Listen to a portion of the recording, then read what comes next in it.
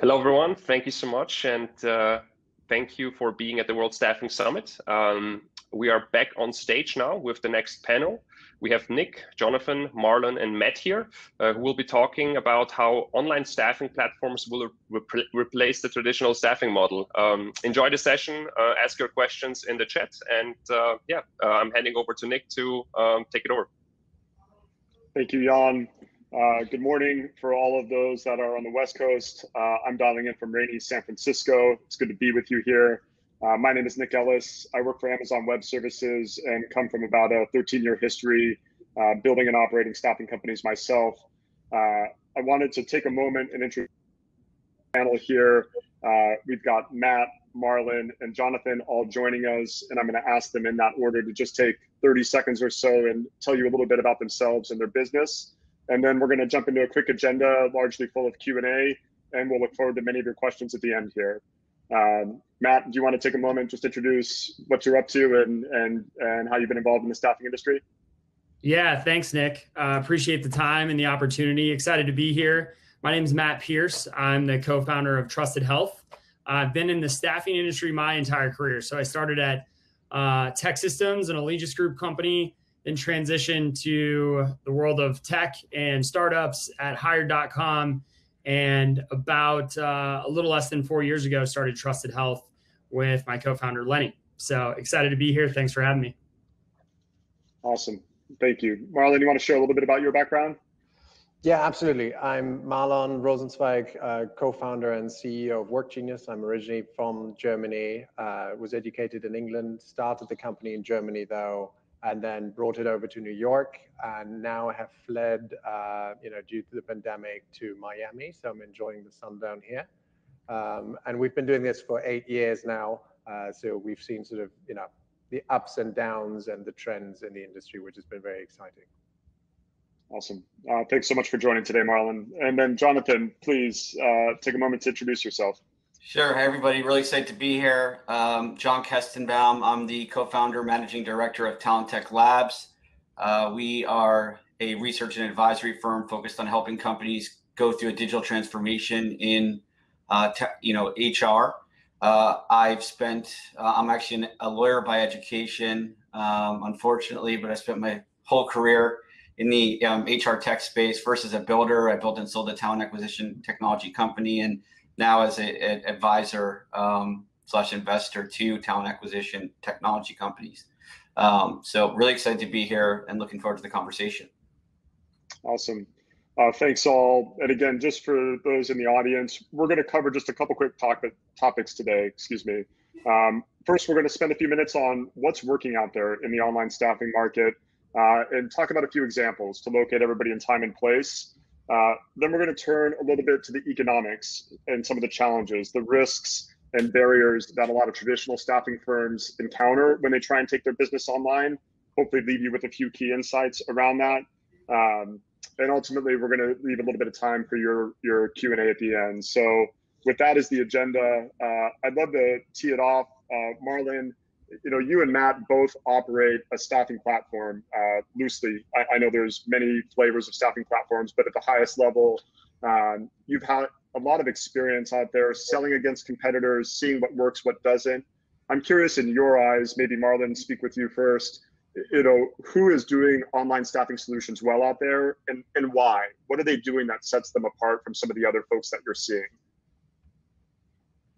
Yeah, I think there's two things how we evaluate competitors, and I think that's probably how the buyer thinks about it, like the end company that's approaching a staffing firm. And one is sort of payment and compliance, right? I think why people turn to staffing firms as opposed to hiring people directly is sort of the extra flexibility that you gain. I think a lot of this has been automated. There's sort of room for optimization, which I think MBO Partners is doing fairly well, where you can sort of decide whether you want to do 1099 or W2, and then sort of depending on the profile and the behavior, you can really sort of optimize the type of engagement at the end of the day. I think the big topic that people should be talking about more is sort of talent selection, right? I think the overhead that the staffing firm takes on to find you the right talent, to do the initial vetting, which is, pre-pandemic, we had, historically low unemployment numbers. It was extremely hard. I dare to say that probably in certain pockets of the market, the unemployment has not gone up, right? Even though the overall market tends to suggest that sort of, unemployment, there's more than 4 million people unemployed right now.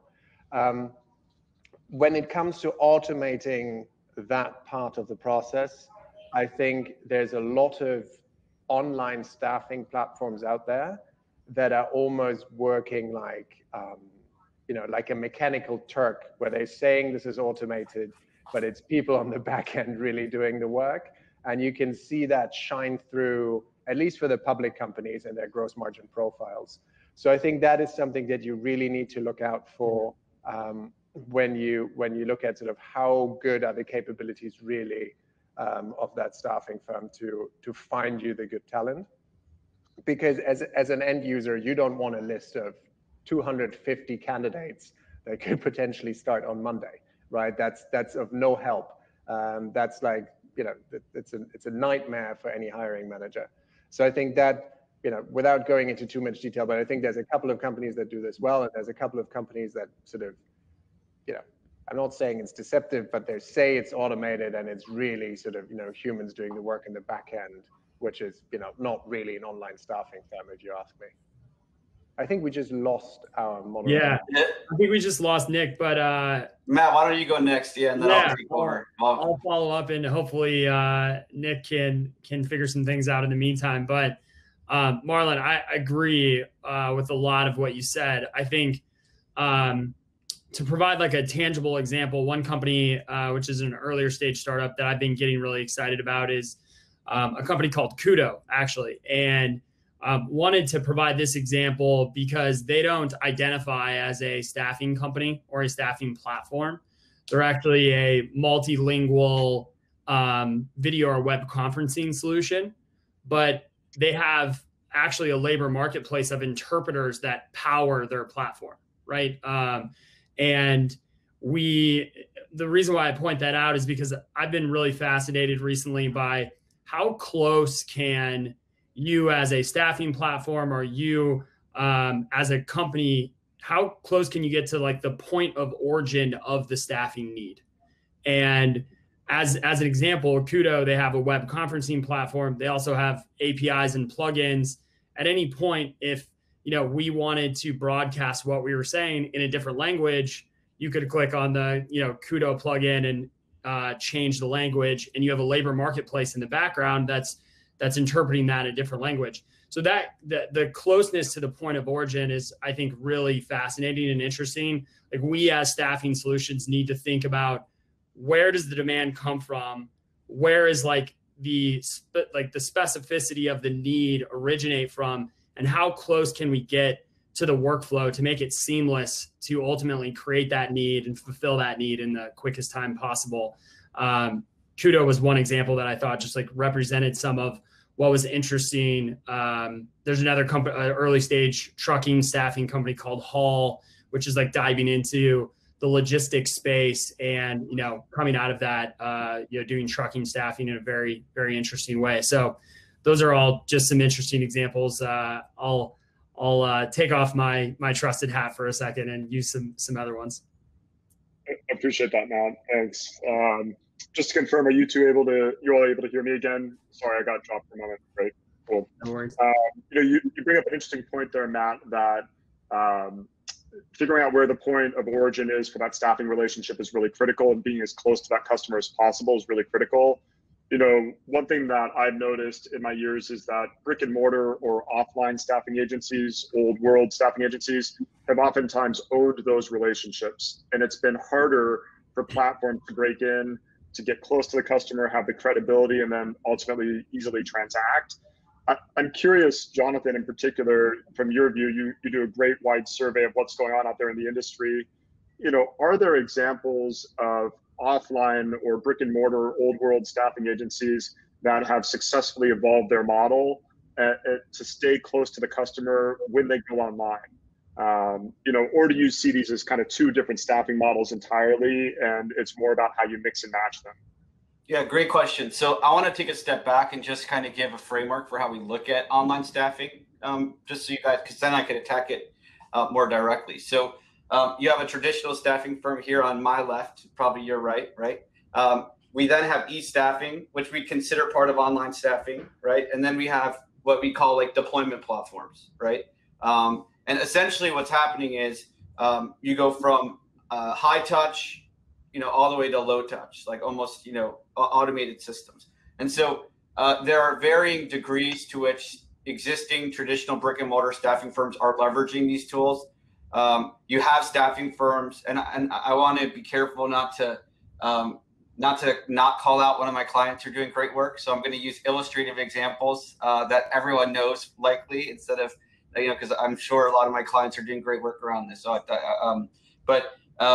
you look at a company like Adecco that is leveraging Vettery, right? Vettery is an e-staffing platform. So it's kind of like one step closer to an on-demand marketplace where you don't need salespeople. It's self-serve to get access to the candidates. You then look at a company like Randstad with their investment in Twago, right? They are now like a step further, leveraging a temp labor marketplace or a gig platform to deploy candidates into the market. We also, another kind of spin on that is a deployment platform. And so you have companies leveraging, like TrueBlue, leveraging a deployment platform, Swipe Jobs, to deploy their candidates in the market. I think to now answer your question more directly, there's some interesting dynamics at play. First is the end users who you sell to is generally different in these platforms. So traditional staffing firms, usually sell into procurement, right? These platforms, e-staffing or a deployment platform is the end user sometimes, hiring manager, like directly, right? So it changes their sales process a bit, so it makes the dynamics difficult. I think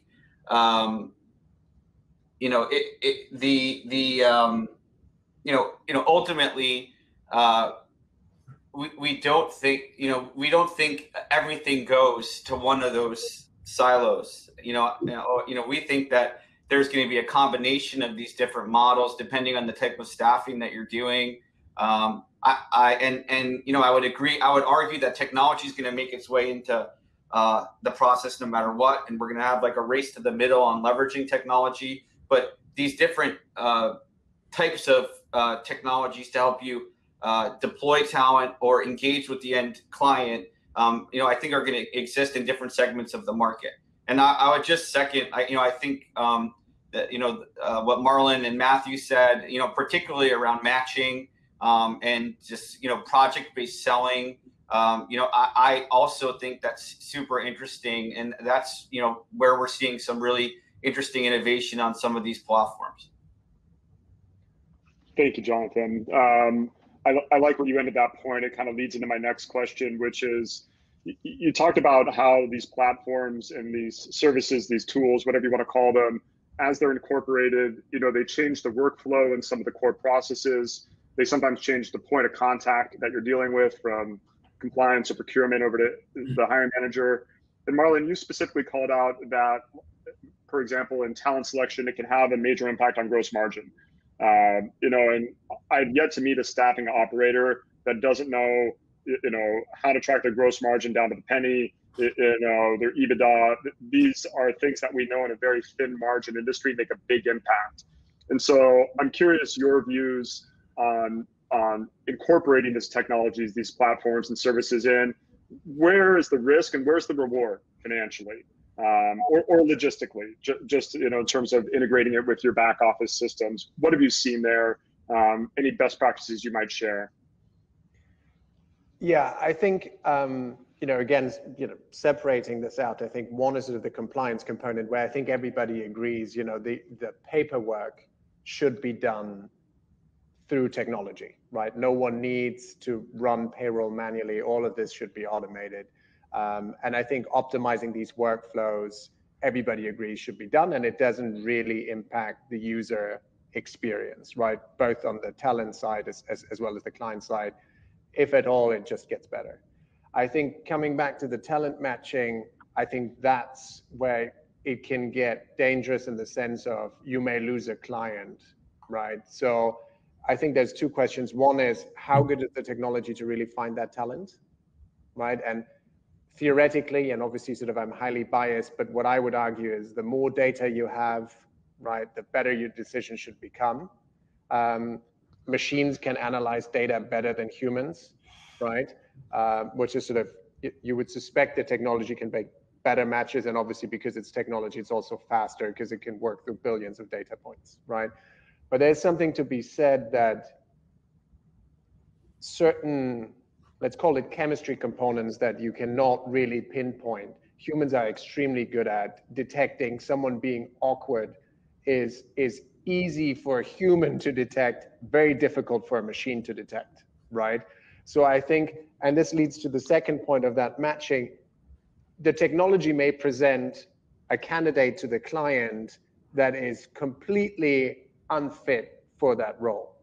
And then your client may get upset and say, okay, I don't want to work with you anymore because you send me rubbish profiles that don't fit. Has anyone ever talked to these people? This makes no sense. So while we all agree that the gross margin potential improvement is the highest in recruiting, it's also what sets staffing firms apart, right? I think delivering the good candidate to the client is not a commodity versus compliance and payrolling is a commodity.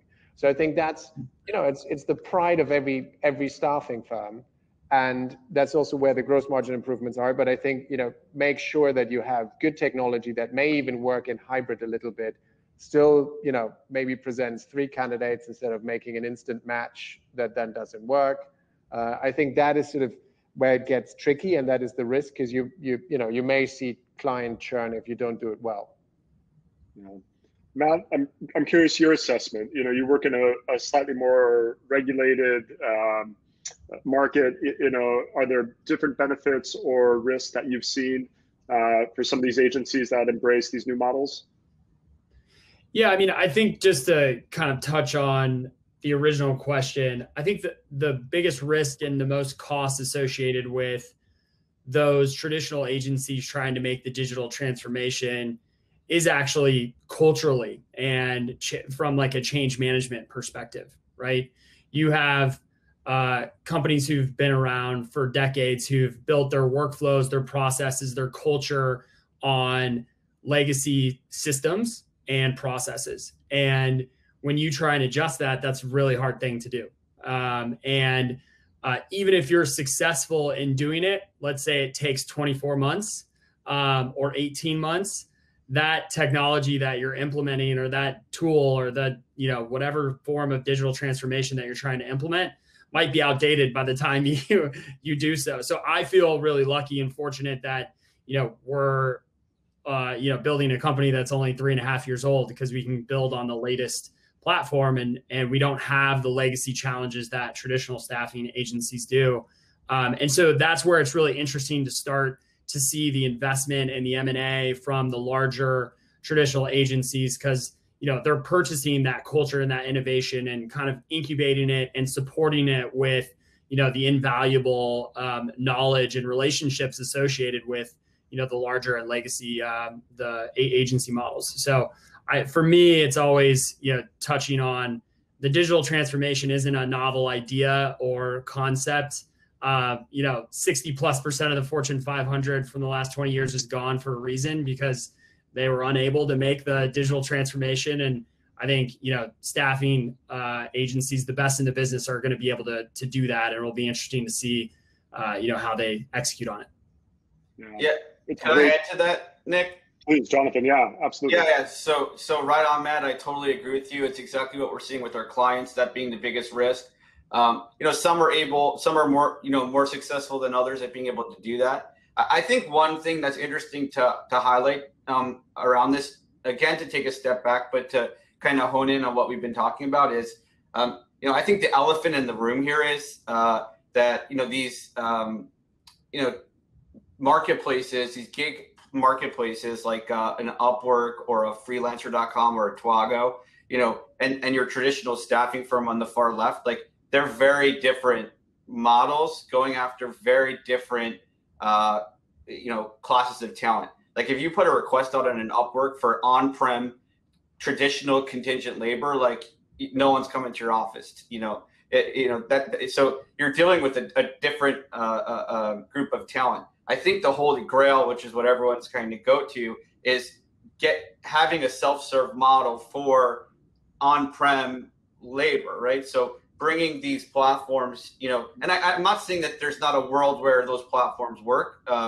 Those self-serve gig platforms, there is absolutely a world where they work. I would argue that I do think they need to move into the enterprise because I think the lifetime value of the client is actually, you actually lose money in the SMB space with that gig model. But so I think they have to move to the enterprise. But as they move to the enterprise, I think the holy grail is that ability to have W-2, labor delivered in a more self-serve fashion, and maybe on a project basis. And so I think that's, to me, the interesting, thing that we're seeing happen. And you have, folks like Matthew, who's basically started from scratch, building an online first staffing firm, leveraging the best of that. You have, folks like Marlon with technology that enable you to do all of this, right? So I think it's really exciting time as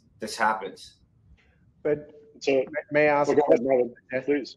Jonathan, so I think there were two things, right? You said sort of the online platform versus the traditional staffing firm, and the sort of the main things that distinguish the two is, you said the tax form W-2, right? And the second one, on-prem versus remote. And, I mean, obviously now everything's remote, right? At least sort of, the areas that we are in. So it seems the models are naturally converging. And then if you talk about the tax form, I think, we can process W-2 or 1099. It doesn't make a difference to us. We look at the type of engagement that we see, and then we give a recommendation, and the client, according to their risk profile, can say, I want this or this, right? Which I think those things should be fluid almost, right? We see a lot of clients that always go W-2 just because they don't really understand it, right? And that's perfectly fine because they don't want to, they don't want to get into this. But I don't think the main distinction is the tax form or on-prem or remote. For me, from my perspective, it's more, one is sort of the white glove high touch, which is the traditional staffing firm. You get a steak dinner, someone sends you a present at the end of the year, you talk through candidate profiles, all of this, versus the other one is the self-service, which you mentioned, which inherently is, a little bit more cold.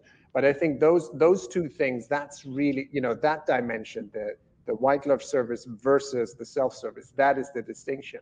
I think everything else could be congruent, to be honest. The tax firms can be the same, on-prem or remote can be the same, but the layer on top is different. And I think that's, no staffing owner will object to the idea to keep the sales force and they, cultivate the client relationships.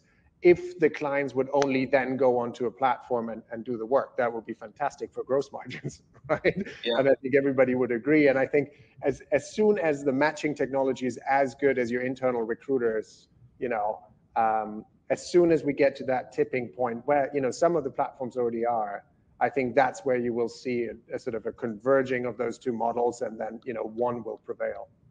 Yeah, and I just want to say I totally agree with what you're saying.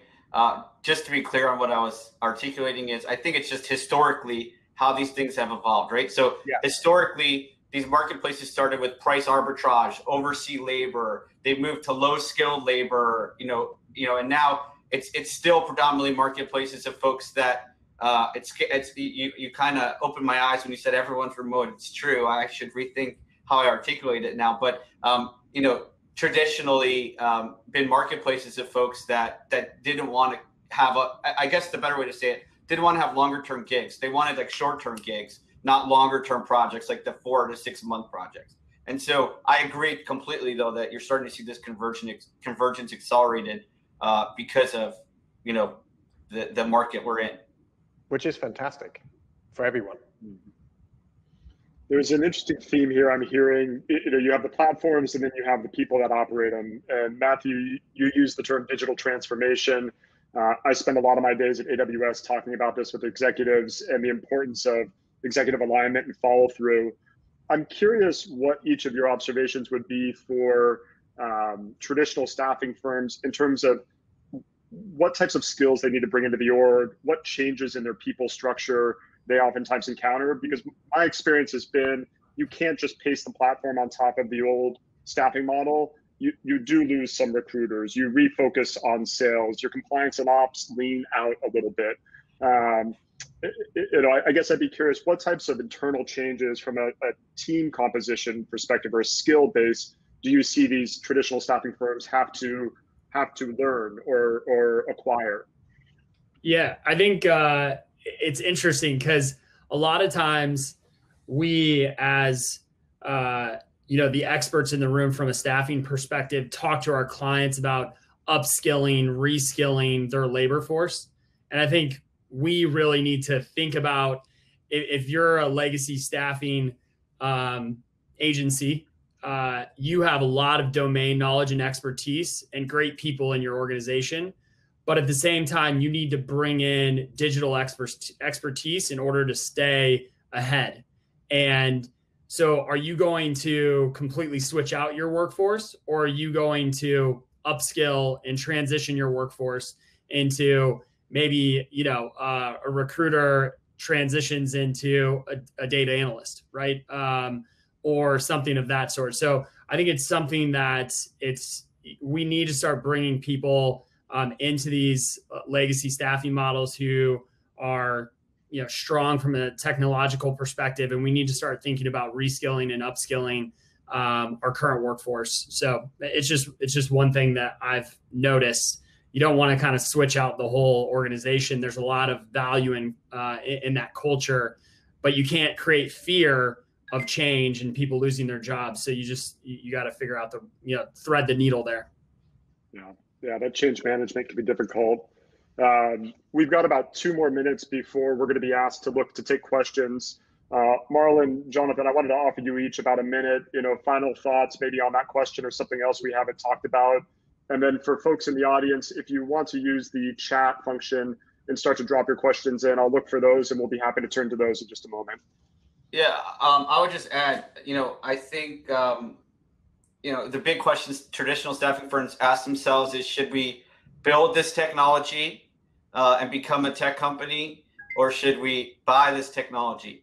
And they're always thinking about getting a higher multiple on a sale. And in some cases, you can get a higher multiple on the sale. I would argue that, you're only a technology company if you sell the technology, in the market, like, leveraging technology to lower your operating expenses. You could do that by renting technology, but it depends on the company. But, for the companies that are leveraging, existing technology to streamline their business processes, you need product owners, right? You need someone like inside your organization that's focused as that product, like making sure you're getting the most out of it. You have a direct line of communication with the technology company. I'd argue to be, it's hard to be a tech company to just be building technology if you haven't done that traditionally.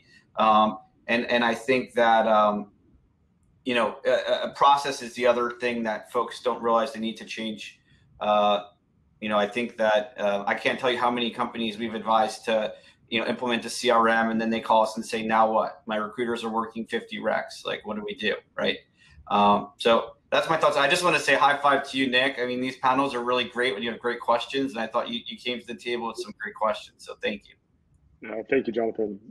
Marlon, parting thought from you, and then again, if folks have questions, feel free to drop them into the chat, and I'll start to pull those up. We've got about 10 more minutes here in the session.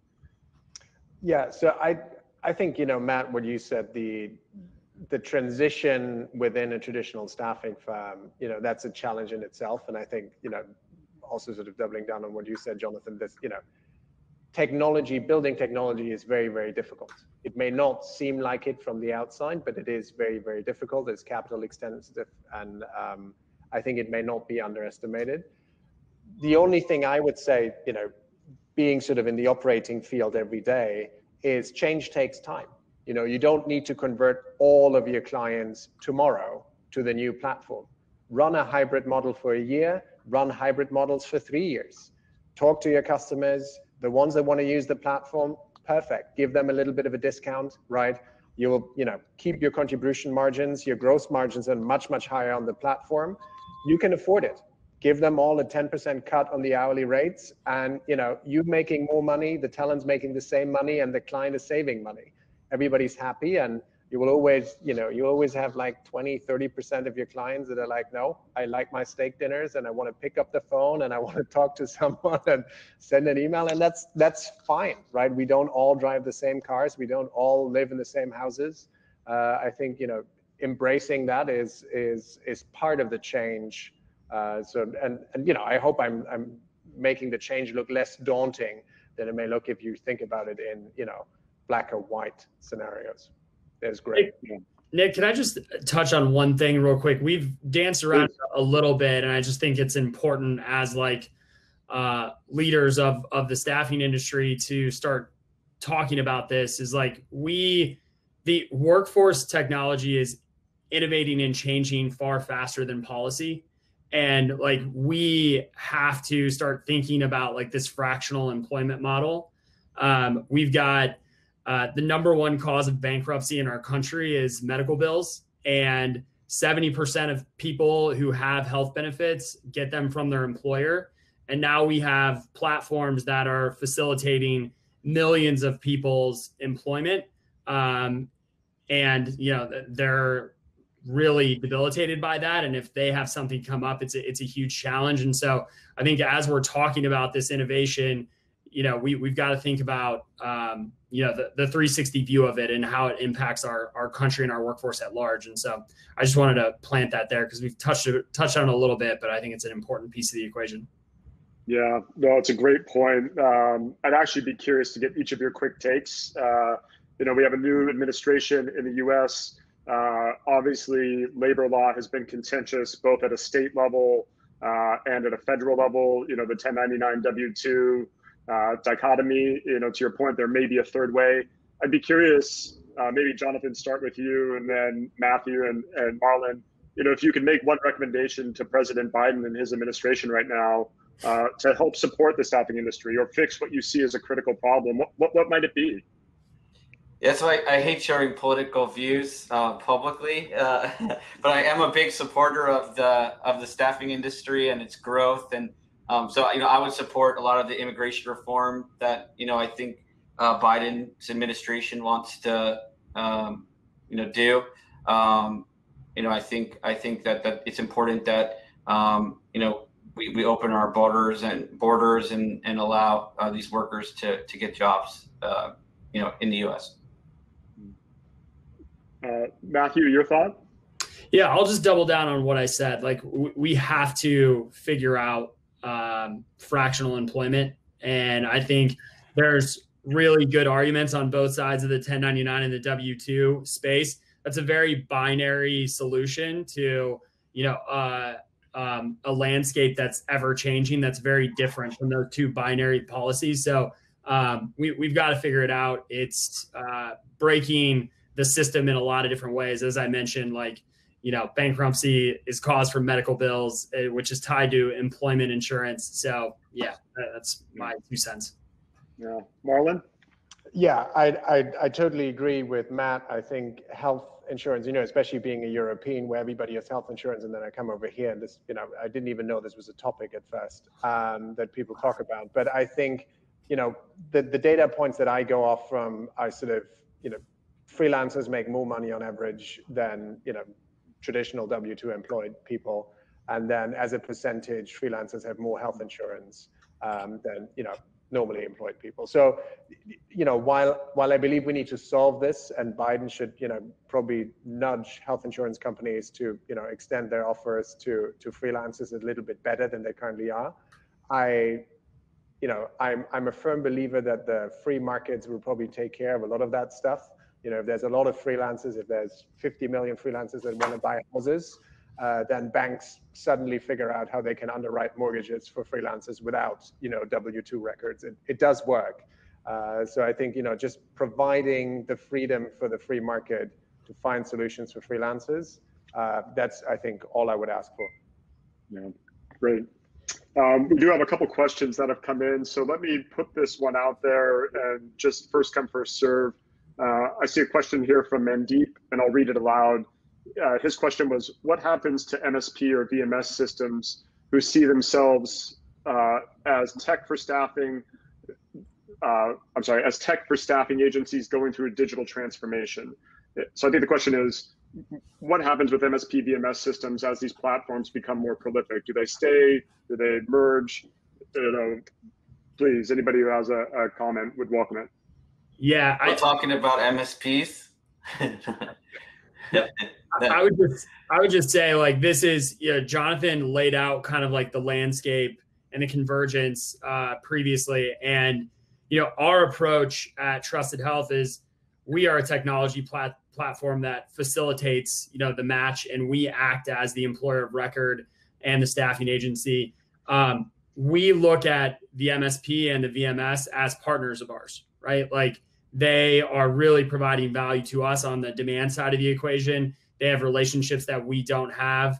Our core competency and expertise is to really drive candidate acquisition, drive efficiency from a matching perspective, drive efficiency of, marketing lifecycle systems behind it, payroll, et cetera. So I think MSPs and VMSs need to innovate just as staffing agencies do. And the ones that do have definitely a place here. And those staffing platforms who come into the market who might have some ignorance or arrogance to a point where they think that the MSP and VMS is just going to go away. I don't think that's the best way to approach an industry. And I think looking at, a rising tide raises all boats, and VMSs and MSPs can definitely be a part of the equation going forward. Yeah, any other quick take? I'll just say that there's significant disruption coming to that space. A lot of the stuff, around direct sourcing, I agree with Matt, like, it's going to exist just in a different form. It's been significantly commoditized, and I do think that there'll be some MSPs that win and some that get disintermediated by potentially like a direct sourcing platform. Great. Bear with me 1 sec. Let me flick through. We've got a few more comments coming in here. See if there's another question.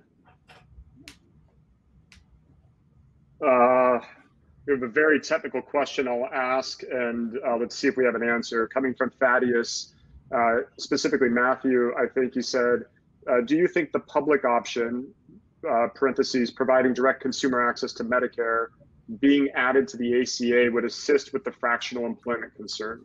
Do you have a point of view on that, Matthew? I don't feel like I'm sophisticated enough in the area to really like comment on it in a meaningful way. So I would generally say I would lean towards agreeing that would help, but I'm definitely not an expert in the space. Okay, all good. We got another question came in from John, and then I think we're coming up on time shortly here. But John's question was, the front office digital transformation from legacy systems has been a hot topic, and it sounds like this team has had a lot of experience with that. He's curious if there are any specific challenges transforming the back office, specifically the pay bill systems. Any insights or experience you might share that you've seen with those systems and changing them over? Yes, we do a lot of, obviously, transformation work. I'd argue we spend most of our time on the front office, but that being said, there's innovation around the back office, leveraging RPA tools.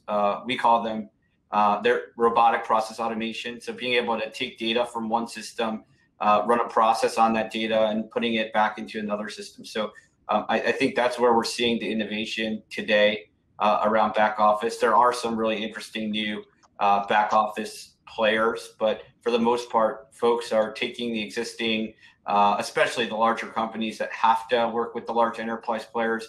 taking those, layering on some robotic process automation to make things a little more seamless and connect the systems a little better, and they're able to come out on top. Awesome. Thank you. It looks like we're just at time. I just want to take a moment, Marlon, Matthew, Jonathan, lovely to meet you in a couple instances and to see you again, Jonathan, and just hear the conversation. Obviously a lot of change afoot. I trust people can find you on LinkedIn if they want to follow up directly or reach out. And I'll just thank everyone in the audience today for the time, and look forward to doing this again next year. Hope you have a great week out there. Thanks, everybody. Thank you, everybody. Bye-bye.